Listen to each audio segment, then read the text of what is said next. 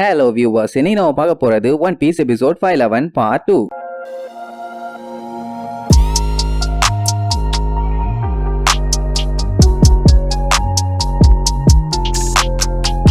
Open பண்ணா போன பாட்டுல 5 எல்லர்ஸ் ஆன அந்த பெருசுங்க நம்ம பையன் லூஃபி பண்ண அட்டூழிய தாங்க முடியாம புலம்பி தள்ளிட்டு இருந்தாங்கல்ல. இப்ப என்ன பஞ்சாயத்து ஆச்சுன்னா இவங்க எல்லாம் சேர்ந்து கார்ப்பு கிட்ட பேச ட்ரை பண்ணிருக்காங்க. ஆனா அவர் கிட்டத்தட்ட அவர் வேலையை விடுற லெவலுக்கு போயிட்டாரு. ஆனா அவரு அதே டைட்டிலோட இந்த நேவில இருந்து இதுக்கப்புறம் வராங்களே யங் நேவி சோல்ஜர்ஸ் அவங்க எல்லாத்துக்கும் எஜுகேட் பண்ண வேண்டாமா, இப்படி அங்க அவரு பண்றாருன்னா அதே நேரத்துக்கு இங்க சென்குக்கும் நான் ரிசைன் பண்ண போறேமா. சரி இவன் அந்த வேலையை பாப்பானு கேட்டா பண்றேன்.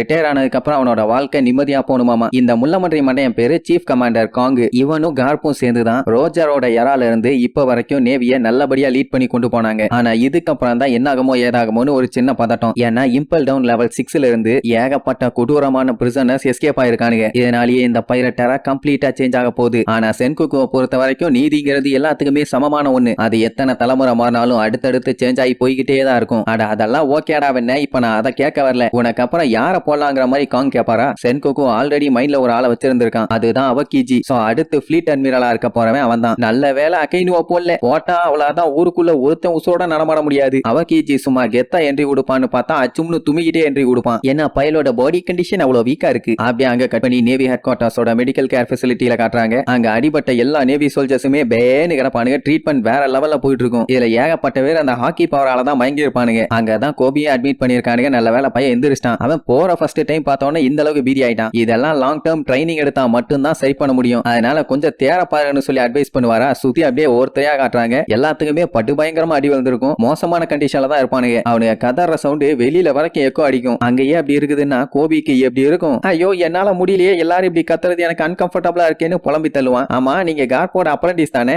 அவர்கிட்ட போய் கொஞ்சம் அட்வைஸ் கேட்டுங்கன்ட்டு அவர் பாட்டுக்கு போவாரு. ஹெல்மெட் கூப்பிட்டு யோ டாக்டர் எனக்கும் அந்த பவர் கிடைக்குமா அப்படின்னு கத்துவான். எனக்கு எப்படா தெரியும், மூடிட்டு போடான்ட்டு அவர் பாட்டுக்கு போவாரு. இப்ப என்னன்னா கோபி முன்ன இருந்ததுக்கு இப்ப டோட்டலாவே ஒரு டிஃபரெண்டான பர்சனா ஃபீல் பண்றான். ஒருவேளை நம்மளும் இன்னும் ஹார்டா ட்ரைனிங் எடுத்தா முன்ன விட பவர்ஃபுல்லாவும் ஸ்ட்ராங்காவும் மாற முடியுமான்னு ஒரு டவுட். ஆமா முன்னாடி மட்டும் 10 யானையை தூக்குற அளவுக்கு பலம் இருந்துச்சு. இதுல டவுட் வேற. அந்த டைம் அவகிஜி அங்க வருவானா. ஒரு கேப்டன் முன்னாடி வந்து நின்னுகிட்டு என்னைய மன்னிச்சிருங்க என்னால போர்ட்ட ஒழுங்கா பாத்துக்க முடியலன்னு கதறுவான். விர்ரா கைப்புள்ள அதான் எல்லாத்தையும் துவச்சு தொங்க விட்டுட்டாயிலேட்டு அவன் பாட்டுக்கு போவான். அதுக்கப்புறம் நியூஸ் பேப்பரை படிச்சு பார்த்துட்டு லூஃபி உயிரோட இருக்கான்னு தெரிஞ்சு போச்சு. இப்ப மேட்ரு அது இல்ல, அது கூட ஏதாச்சும் டகால்டி வேலை பண்ணி தப்பிச்சிருப்பான்னு வச்சுக்கங்களேன். மறுபடியும் மரைன் போர்டுக்குள்ள என்ட்ராயிட்டு போயிருக்கானே. ஆல்ரெடி பெஸ்டா முடிஞ்ச போரே நடந்து இன்னும் ரொம்ப நாள் ஆகல. அதுக்குள்ள அடுத்த 16 பெல்லு எதுக்கா இருக்கும். வேற ஏதாச்சும் அவன் மெசேஜ் கொடுக்கறானான்னு ஒரு டவுட். ஆனா நம்ம ஸ்மோக்கருக்கு அதை பத்தி எல்லாம் கவலை இல்ல. அவன் வேற ஒரு இடத்துக்கு டிரான்ஸ்பர் கேட்டிருப்பான். அந்த இடத்தோட பேரு G5. அவகிஜி அந்த இடத்துக்கு போறியே உனக்கு என்ன அறிவு இருக்கா, அதெல்லாம் கேட்டு வாங்குற இடமாங்கிற மாதிரி கேட்பான். அது மட்டும் இல்லாம ஜோக் பண்றியான்னு கேட்பான். ஏன்னா அந்த அளவுக்கு மோசமான இடம் எப்ப பார்த்தாலும் பஞ்சாயத்தா தான் இருக்கும். அது நேவி கிராண்ட் லைனோட 5வது பிரான்ச். அது மட்டும் இல்லாம அது இருக்கிறது நியூ வேர்ல்டுல. ஸ்மோக்கர் அவனோட டார்கெட்டுக்கு பக்கத்துல இருக்கணும்னு ஆசைப்படுறானாமா. அப்படியே கட் பண்ணா நம்ம லூஃபி உயிரோட இருக்கான்னு சொல்லி உலகம் பூரா இப்ப தெரிய ஆரம்பிச்சிருச்சு. அதுலயும் நியூ வேர்ல்டுல இருக்க அந்த யூஸ்டஸ் கிட்ட எல்லாம் அந்த நியூஸ படிச்சு பார்த்துட்டு ரொம்ப சந்தோஷப்படுவான். அது மட்டும் இல்லாம மரைன் போர்டுக்கு போய் 16 பெல் அடிச்சுட்டு வந்திருக்கான்ல, அது ஆக்சுவலா ஆக்ஸ் பெல். அத பத்தி யூஸ்டஸ் கிட்டுக்கு தெரியல. ஆனா அவன் கூட இருக்க ஆளுகளுக்கு தெரியும். அது ஆக்சுவலா ஹோலி பெல்லுன்னு சொல்லுவாங்க. அவன் அடிச்ச ஃபர்ஸ்ட் 8 பெல்லு முடிஞ்சு போன காலங்கள், அதுக்கப்புறம் அடிச்ச 8 பெல்லு அடுத்து தொடங்க போற காலங்கள், அதாவது ஒரு நியூ எரா. மொத்தத்துல 16 டைம் அவன் அடிச்சிருக்கான். ஆனா நேவி கண்டிப்பா இத ஒரு வார் டிக்ளரேஷனா தான் பாப்பாங்க. இதை எப்பவுமே நேவிங்க தான் அடிப்பாங்க. ஆனா இந்த டைம் நம்ம லூஃபி அடிச்சிருக்கான். அப்ப அவன் என்ன சொல்ல வரானா, இந்த எரா இதோட முடியுது,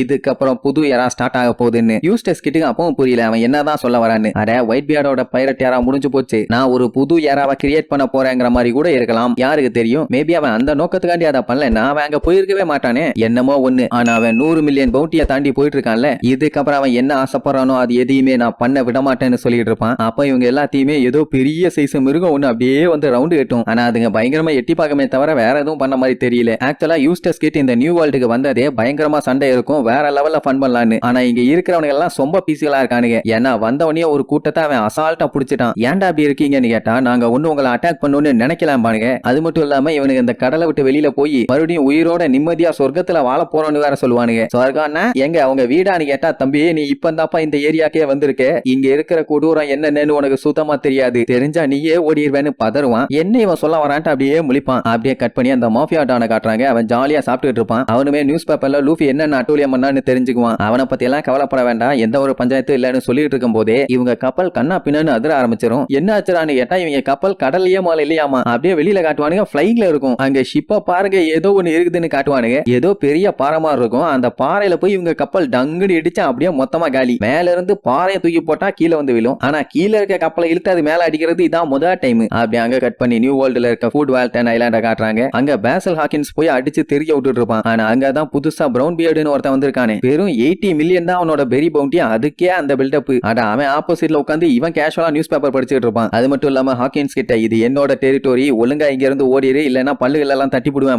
அவன் அதெல்லாம் கண்டுக்காம சீட்டை குளிக்கிட்டு இருப்பான். ஏன்டா எவ்வளவு தைரியம் இருந்தா என் ஆளை அடிச்சு போட்டுட்டு அவன் மேல ஏறி உட்காந்து என்கிட்டயே சீட்டு விளையாண்டுட்டு இருப்ப. உன்னை தொங்க விட்டு துவைக்காம விட மாட்டேன்டாம்பானா. உன்னை ஹாக்கின்ஸ், தம்பி நான் உனக்கு 2 விஷயம் சொல்றேன், இது ஜோக் இல்ல, நல்லா கேட்டுக்க. ஏன்னா எனக்கு ஜோக்கு சுத்தம் புரியாதுன்னு சொல்லிட்டு நீ இந்த இடத்துல சாக போறன்னு சொல்லுவான். எது சாக போறானான்னு அவன் லுக் விடும் போதே ஆப்போசிட்ல ஏதோ பெருசா உருவாகும். அவ்வளவுதான் பிரவுன் பியர்ட் அங்கேயே காலி. அப்படியே அங்க கட் பண்ணி ஒரு கப்பல் ஒண்ணு காட்டுறாங்க. அது ஒரு பயங்கரமான ஐலாண்ட நோக்கி போயிட்டு இருக்குது. அங்க பார்த்தா 24 மணி நேரமும் லைட்டிங் உள்ள அடிச்சுக்கிட்டே இருக்கும் போல, மழை பெய்யற மாதிரி பெஞ்சுக்கிட்டு இருக்குது. ஆக்சுவலா அந்த கப்பல்ல வந்துகிட்டு இருக்குது அந்த மேட் மாங்கும் அவனோட ஆளுகளும் தான். அவங்க கிட்டக்க போனதுக்கே லைட்னிங் பட்டு அவங்க கப்பல் கண்ணா பின்னான்னு சதற ஆரம்பிக்கும். இந்த நியூ வேர்ல்டுல எவ்வளவு தைரியமான ஆளா இருந்தாலும் ஒரு டைம் உள்ள வந்தானா போதும், அவனோட நிலைமை அந்தல் கந்தல் சிந்தல் சதறல் தான். சரி இவனுக்கு அப்படியே வெயிட் பண்ணிட்டு இருக்கும் போது திடீர்னு ஒரு சின்ன கப்பல் அவனுங்களை நோக்கி வந்துகிட்டு இருக்கும். உள்ள பார்த்தா முக்காட போட்டுட்டு அப்படியே முக்கிட்டு உட்கார்ந்துட்டு இருப்பானுங்க. இந்த மேட் மாங்க அப்படியே உள்ள எட்டி பார்ப்பான். ஏதோ கிளவி எல்லாம் உட்கார்ந்துட்டு இருக்கும். என்ன கிளவி, என்ன வேணும்னு கேட்டா உனக்கு அம்பர்லா வேணுமாடான்னு இழிச்சுக்கிட்டே கொடூரமா கேட்கும். அதே நேரம் இங்க அந்த யூஸ்டஸ் கிட்ட இவனுங்க பில்டப் நிறுத்தவே இல்லை. நீங்க இங்கே இருந்தீங்கன்னா கண்டிப்பா சீக்கிரமாவே செத்து போயிருவீங்க, நாங்க திரும்பி எங்களோட பாரடைஸ்க்கு போய் ஆகணும், எங்களை விட்டுருங்க அப்படி இப்படின்னு சொன்ன உடனே யூஸ்டஸ் கிட்ட செம்ம கண்டாயி, ஏண்டா சாகருக்கு கூட தயாரா இல்லாம அப்புறம் என்ன வெங்காயத்துக்குடா இங்க வந்தீங்க, நீங்க எல்லாம் இங்க இருக்கிறத விட கடல்ல சாகரதே பெஸ்ட்னு சொல்லி அங்க இருந்த ஆயுதம் எல்லாத்தையும் ஒன்னா சேர்த்து பெரிய கையா உருவாக்கி ஓங்கி ஒரே அடி. அவ்வளவுதான் அவங்க காலி, அவங்கள அப்படியே தொங்க விட்டுருவான். அதுக்கப்புறம் நான் உன்னைய கண்டிப்பா தோக்கடிப்பேன் ஸ்டார் ஹேட் லூஃபி, அதுக்கு ரொம்ப நாள் இல்லன்னு சொல்லி வில்லத்தனமா அவன் சிரிக்கிறதோட இந்த எபிசோடுக்கு எண்டு கார்டு போட்டு முடிக்கிறாங்க.